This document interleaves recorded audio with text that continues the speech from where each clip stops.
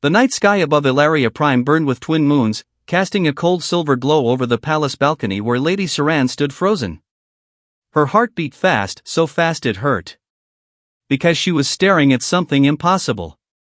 Her daughter Lyra, the girl who had been declared barren since birth, the princess who could never continue the royal bloodline, was standing in the hallway with her hands resting on a small, round belly. A human man, broad-shouldered, gentle-eyed, stood behind her, supporting her as if the whole universe might fall on her shoulders. Lady Saran felt her breath stop. It couldn't be real. It shouldn't be real. Not after all she had done. Not after she forced a marriage between her barren daughter and a human stranger just to create a political alliance.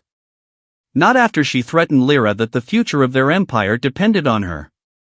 And yet, her daughter was pregnant. With his child.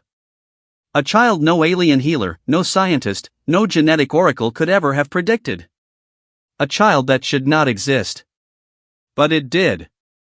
And everything began the night Lady Saran made a choice.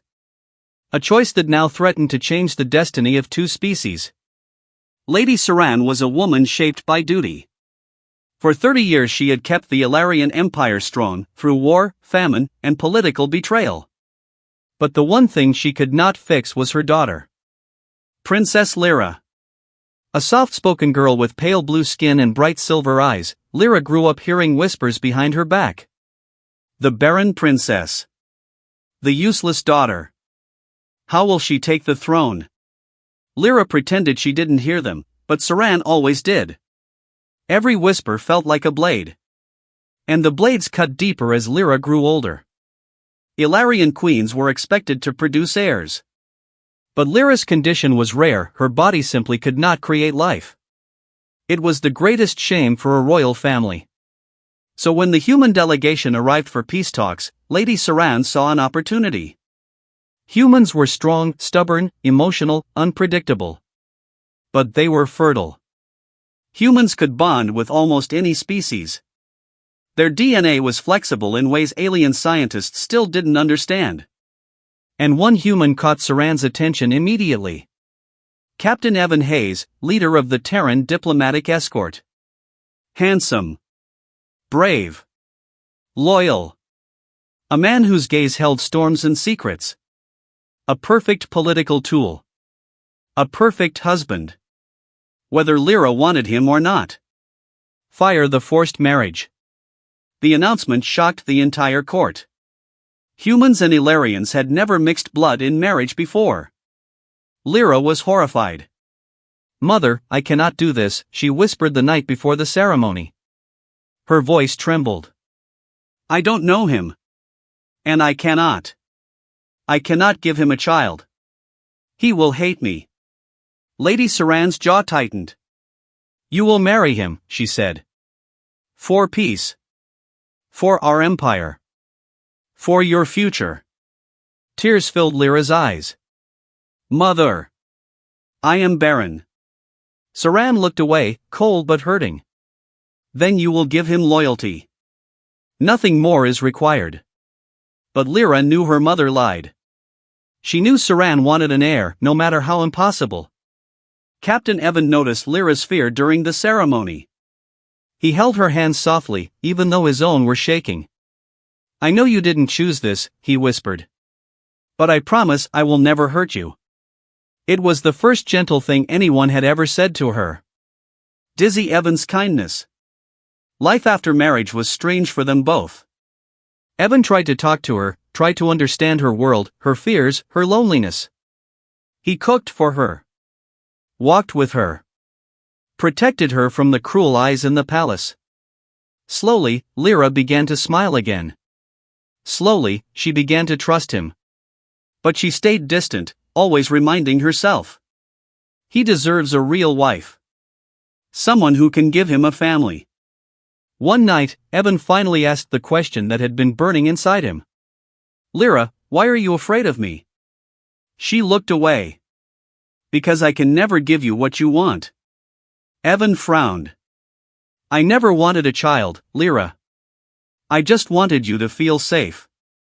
Her heart shook at those words. In that moment, something inside her opened. Two lonely souls reached for each other. And for the first time, Lyra let herself be held by him.